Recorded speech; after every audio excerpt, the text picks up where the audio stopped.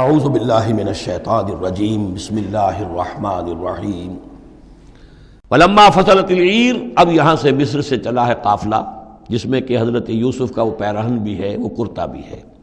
قال ابوہم، اب وہاں کنعان کے اندر بیٹھے ہوئے حضرت یعقوب فرما رہے ہیں انی لاجد ریح یوسف، مجھے تو یوسف کی خوشبو آ رہی ہے، آج تک تو آئی نہیں، اب آ گئی۔ مطلب یہ کہ یہ اللہ تعالیٰ کی طرف سے ہوتا ہے، یہ کسی کے ذاتی اوصاف نہیں ہے، کسی نبی کا کوئی اپنی قدرت ذاتی نہیں ہوتی، جو بھی علم اللہ دینا چاہے، جس وقت جو چیز جو ہے وہ اللہ تعالیٰ کو دکھا دے۔ حضرت عمر کو اگر میدان دکھا دیا گیا، میدان جنگ جو ہے شام کا، اللہ نے جب چاہ دکھا دیا، لیکن اس کا یہ مطلب تو نہیں تھا کہ جب چاہتے حضرت عمر دیکھ لیتے، کہ ٹی وی آن کیا اور دیکھ لیا کہ اس وقت کیا ہو رہا ہے وہاں، یہ نہیں ہے۔ یہ اختیار جو ہوتا تھا ان کا، اللہ تعالیٰ جس کے لیے چاہے، جو کرامت چاہے، جو معجزہ چاہے ظاہر کر دے، لیکن جب نہیں اللہ کی مشیت تو نہیں۔ پاس ہی کتنے دور ہوں گے جب کہ اس کنویں میں پڑے ہوئے تھے، اس وقت انہیں خوشبو نہیں آ رہی تھی، ورنہ خوشبو سونگ سونگ کر جو وہاں پہنچ گئے ہوتے، لیکن یہ کہ یہ اللہ کی طرف سے ہے۔ لاجد انی لاجد ریح یوسف لولا ان تفندون، مجھے اندیشہ ہے تم مجھے یہ نہ کہو کہ اب تو یہ بالکل سٹھیا گئے، یعنی اب یہ یوسف کی خوشبو آ رہی ہے ان کو۔ قالوا تاللہ انک لفی ضلالک القدیم، انہوں نے یہی کہا گھر والوں نے، خدا کی قسم آپ اپنے اسی پرانے خیال میں ہیں، پرانے وہم میں ہیں، آپ سمجھتے ہیں کہ یوسف زندہ ہے، حالانکہ نہ معلوم وہ کہاں کا ہلاک ہو چکا، ختم ہو چکا۔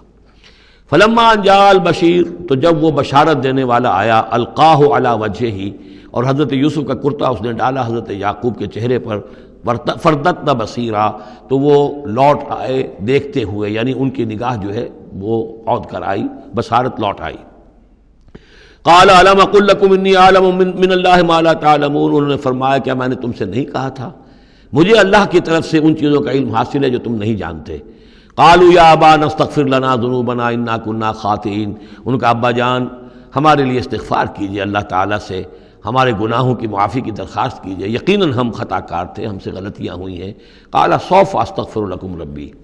اب یہاں دیکھیے صوفہ کا لفظ بہت اہم ہے، ذرا ٹھہر کر میں استغفار کروں گا، ابھی غصہ ختم نہیں ہو رہا ہے حضرت یعقوب علیہ السلام کا، یعنی یہ کہ ابھی وہاں پیشی ہو جائے گی، اس کے بعد سارا معاملات کی صفائی ہوگی، ابھی فوری طور پر استغفار نہیں کر رہے ہیں۔ سوف استغفر لکم ربی، ٹھیک ہے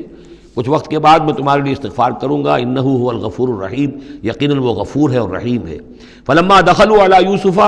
اب جب یہ سب کے سب آ گئے وہاں سے، پورا قافلہ آ گیا، تمام بنی اسرائیل، اب 12 گھرانے تھے یہ، ان کی اولادیں تھیں، ان کے بچے تھے، بیویاں تھیں، وہ سب آ گئے۔ لما دخلوا علی یوسف آویٰ الیہ ابویہ، تو اب انہوں نے اپنا جو بھی تخت، جو بھی جگہ اونچی ہوگی بیٹھنے کی، اپنے والدین کو، اپنی والدہ کو بھی اور حضرت یعقوب کو بھی وہاں بلا لیا۔ وقال ادخلوا مصر ان شاء اللہ آمنین، اور کہا کہ اب آپ لوگ مصر میں داخل ہوں، اللہ چاہے تو پورے امن کے ساتھ، یہاں آپ کے لیے امن ہے، سکون ہے، راحت ہے۔ ورفع ابویہ علی العرش، اور اپنے والدین کو انہوں نے اپنے تخت کے اوپر اٹھا لیا، اوپر بٹھا لیا۔ وخروا لہ سجدا، اور وہ سب کے سب ان کے سامنے سجدے میں گر گئے۔ یہ سجدہ تعظیمی کہلاتا ہے، جو کہ پہلی شریعتوں میں جائز تھا۔ شریعت محمدی علیہ صاحب الصلاۃ والسلام میں جہاں دین کی تکمیل ہو گئی ہے، تو واقعہ یہ ہے کہ پھر توحید کا معاملہ بھی جو ہے وہ آخری درجے میں تکمیل کو پہنچا دیا گیا۔ یہ سجدہ تعظیمی اب حرام مطلق ہے، لیکن اس سے پہلے یہ جائز تھا۔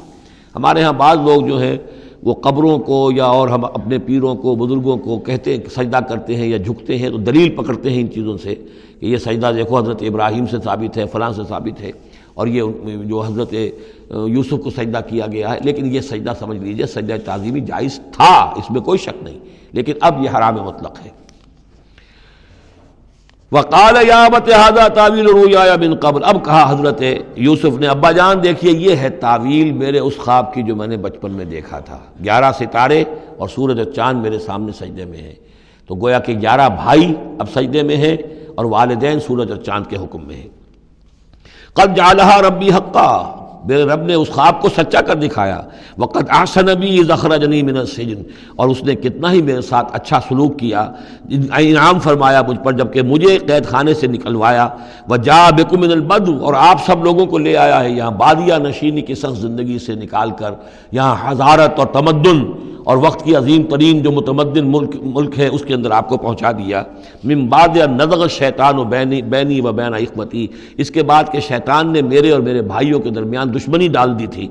ان ربی لطیف لما یشاء، یقیناً میرا رب تدبیر کرتا ہے بہت خفیہ طور پر جس چیز کی وہ چاہتا ہے، لوگوں کو سمجھ میں نہیں آتا، لیکن اللہ تعالیٰ کی تدبیر جو ہے وہ بالآخر کامیاب ہوتی ہے۔ انہ هو العلیم الحکیم، یقیناً وہی ہے ہر شے کا علم رکھنے والا اور حکمت والا۔ رب قد آتیتنی من الملک، اب دعا کر رہے ہیں اللہ تعالیٰ کی طرف رجوع کر کے، پروردگار تو نے مجھے حکومت بھی عطا کی، وعلمتنی من تعویل الاحادیث، اور مجھے چیزوں کی تہ تک پہنچنا، باتوں کی تہ تک پہنچنا یا خوابوں کی تعبیر کا جاننا، یہ علم سکھایا۔ فاطر السماوات والارض، اے وہ ہستی جس نے آسمان اور زمین کو پیدا کیا ہے، انت ولی فی الدنیا والآخرہ، تو ہی میرا پشت پناہ ہے، مددگار ہے، کارساز ہے، دنیا میں بھی آخرت میں بھی۔ توفنی مسلمن،